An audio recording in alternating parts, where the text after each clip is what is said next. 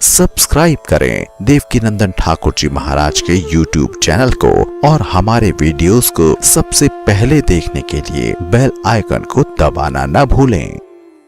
हमें पितृऋण से भी ऋण होना चाहिए। पितृऋण से ऋण होने के दो मार्ग हैं, ये दोनों कंपलसरी हैं। पहला, सजातीय कन्या से विवाह करें और सुयोग्य संतान उत्पन्न करें जो हमारे जाने के बाद भी पितरों को श्राद्ध करती रहे।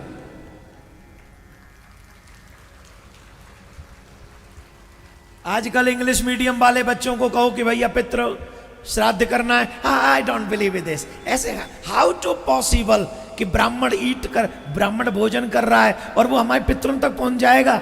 Is it possible?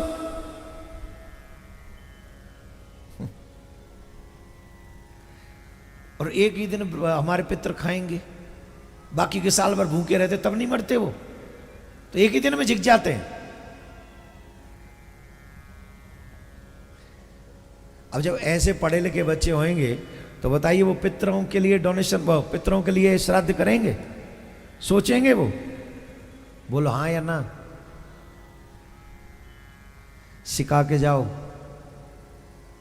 90% घरों में श्राद्ध ढंग से नहीं होता है, 90% घरों में, और इसकी वजह से पितृ नाराज होते हैं। देवताओं से पहले पितरों को प्रसन्न करो। अगर पितृ प्रसन्न हो गए तो हर मुसीबत में तुम्हारे सामने खड़े हो जाएंगे, कुछ होने नहीं देंगे तुमको। और अगर पितृ नाराज हो गए तो वो मुसीबत और बढ़ा देंगे, घटाएंगे नहीं, और बढ़ा देंगे, और बढ़ जाएगी मुसीबत। पितरों के अशांत होने से व्यक्ति कर्ज में आ जाता है, घर में अशांति हो जाती है, बिजनेस डाउन चला जाता है। पितरों के अशांत रहने से मानसिक संतुलन व्यक्ति खो देता है। इवन पितरों के अशांत रहने से घर में संतान तक नहीं होती। तो पितरों को प्रसन्न करने का उपाय क्या है? बोले सुंदर उपाय है। पहला, सजातीय कन्या से विवाह करें, सुयोग्य संतान उत्पन्न करें। ऐसी कन्या, ऐसी संतान जो हमारे जाने के बाद भी पितरों को तर्पण कर सके। द्वितीय,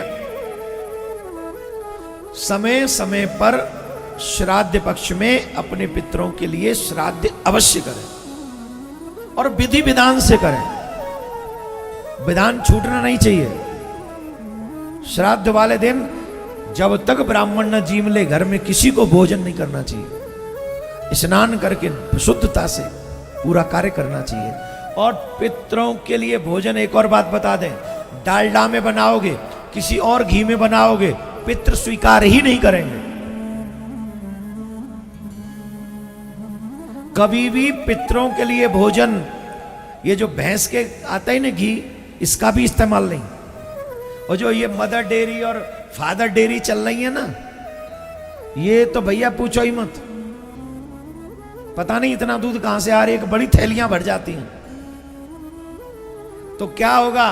बोले पितरों के लिए जब श्राद्ध करो तो सिर्फ और सिर्फ देसी गाय के घी से ही उस दिन का भोजन बनना चाहिए, तभी मान्य होगा, तभी स्वीकार होगा। सिर्फ देसी गाय से।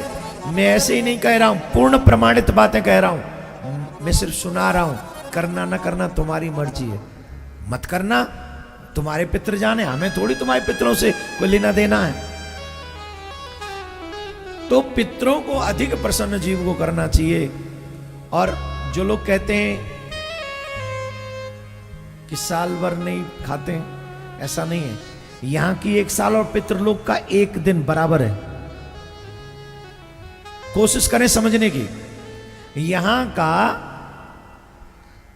एक साल और वहां का एक दिन बराबर है। इसका मतलब है आप साल भर बाद पितरों को भोजन कराते हो। इसका अभिप्राय ये हुआ कि आप हर दिन वहां के हिसाब से भोजन कराते हो।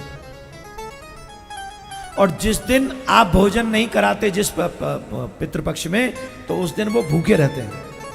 अब आपके घर वाले आपको भूखा रखें तो कैसा लगेगा? बोलो, प्यार करोगे, गुस्सा? जोर से बोलिए।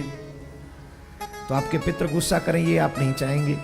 तो पितरों के ऋण से उऋण होना, सजातीय कन्या से विवाह करें, सुयोग्य संतान उत्पन्न करें और समय पे विधि विधान से पितरों को श्राद्ध देते। तब आप पितृ ऋण से ऋण होंगे। और ये चीज खुद ही नहीं, बच्चों को भी सिखा के जाएं, क्योंकि तुम भी तो पितृ ही बनने वाले हो आगे जाके। और अगर तुम्हारे पितरों बच्चों ने नहीं किया तो तुम्हें भी भूखा रहना पड़ेगा ऊपर।